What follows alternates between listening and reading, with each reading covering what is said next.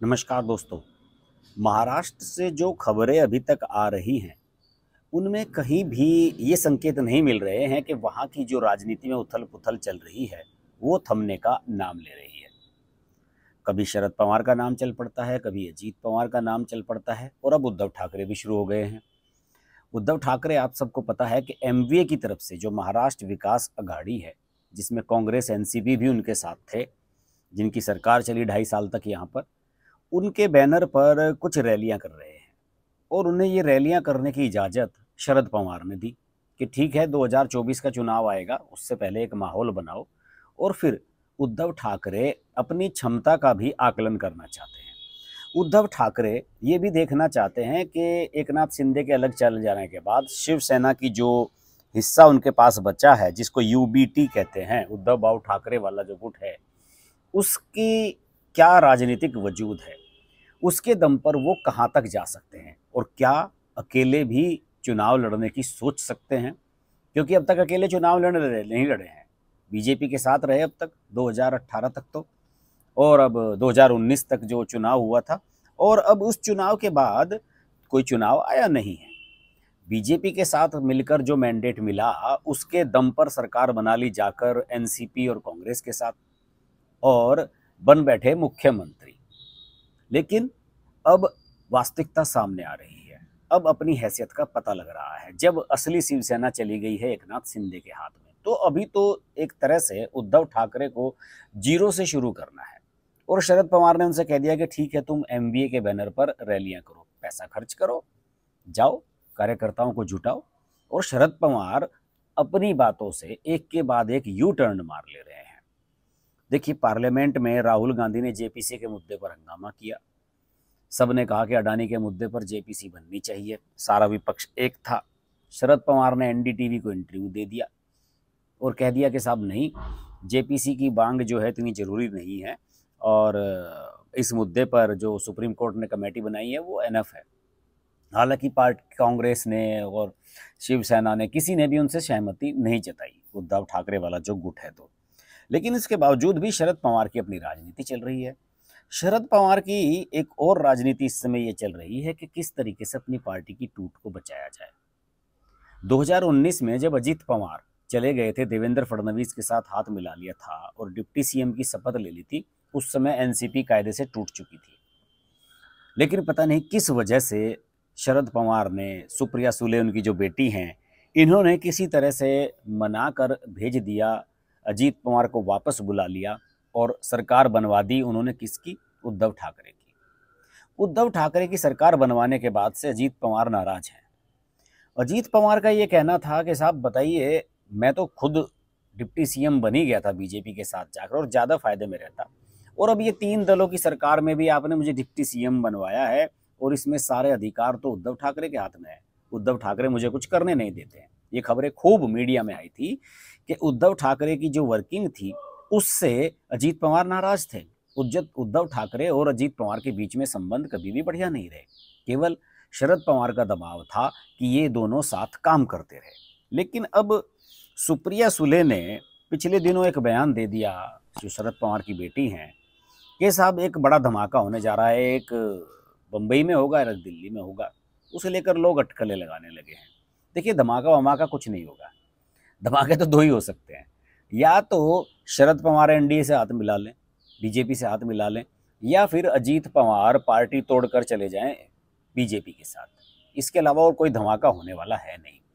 और जो जेपीसी के मुद्दे पर, अडानी के मुद्दे पर यू टर्न शरद पवार ने लिया है, इससे अजीत पवार की जो भ्रुकुटी है वो तन गई है।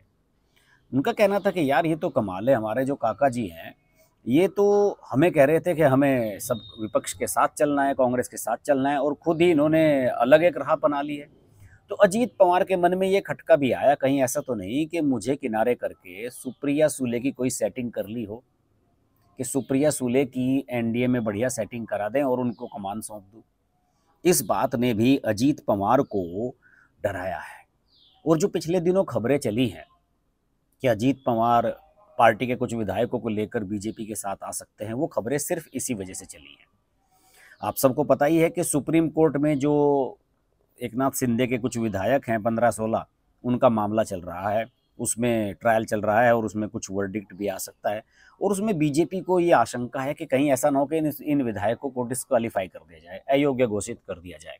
तो ऐसी स्थिति में फिर क्या करेंगे? तो इसीलिए एक जिसे कहते हैं ना कि एक विकल्प की जो राजनीति है वो बीजेपी यहाँ पर तलाश रही है। और मीडिया के एक बड़े सेक्शन ने और खुद उद्धव ठाकरे के जो खासम खां से संजय राउत, उन्होंने तो खुद ही ये अफवाह फैलाई कि साहब एनसीपी में तोड़फोड़ की कोशिश बीजेपी कर रही है, जिस तरीके से हमारी पार्टी में तोड़फोड़ की कोशिश की गई थी। तो इस बात ने भी बल दिया है अजीत पवार की बगावत को। अब अजीत पवार ने ये बयान तो जरूर कह दिया कि साहब कोई बात नहीं, मुझे चीफ मिनिस्टर बनने की इतनी एम्बिशंस नहीं है। और अगर एक इंटरव्यू में कहा उन्होंने किसी मराठी चैनल के कि अगर 2024 से मुझे सीएम बनने का पहला मौका मिल जाए तो कौन इनकार करेगा। अब कल उन्होंने एक अपना स्पष्टीकरण और दे दिया। अजीत पवार ने ये कह दिया कि मैंने तो ये कहा था कि अगर एमवीए को बहुमत मिल जाए तो मुझे सीएम बनने में दिक्कत नहीं। अब उनकी ये बात हास्यास्पद है। एमवीए को कैसे बहुमत मिल सकता है?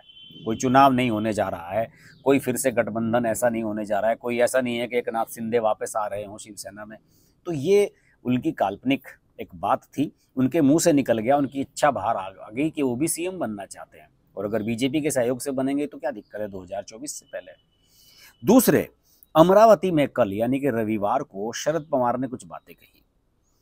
उन्होंने कहा कि देखिए, जेपीसी के मुद्दे पर अगर सारा का सारा विपक्ष ये चाहता है कि जेपीसी बने तो मैं उससे अलग नहीं जाऊंगा, मैं उनके साथ खड़ा हूं और उनके साथ सहमति जता दूंगा।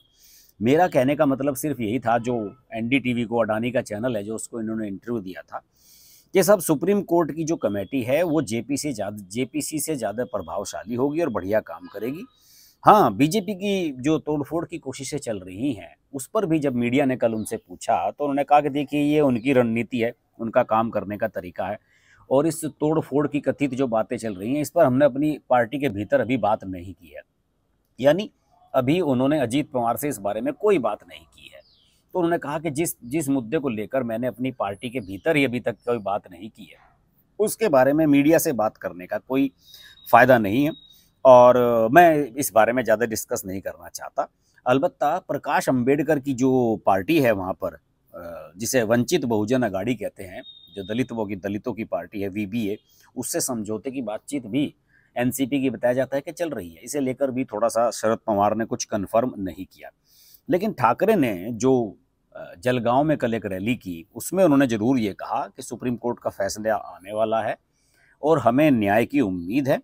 उन्होंने साफ कहा कि बीजेपी न सिर्फ उद्धव ठाकरे की जो शिवसेना है उसको, बल्कि एनसीपी और कांग्रेस को भी तोड़ने की कोशिश कर रही है। यानी कि जो मन में शंकाएं हैं वो उद्धव ठाकरे के मन में भी उतनी की शंकाएं बरकरार हैं और उन्हें अजीत पवार को लेकर कोई खास एश्योरेंस अभी नज़र नहीं आता है। फिलहाल महाराष्ट्र की राजनीति 2024 से पहले बहुत बदलने वाली है। मुझे लगता है कि इस देश में इस समय किसी भी राज्य की राजनीति इतनी इंटरेस्टिंग नहीं है जितनी महाराष्ट्र की चल रही है।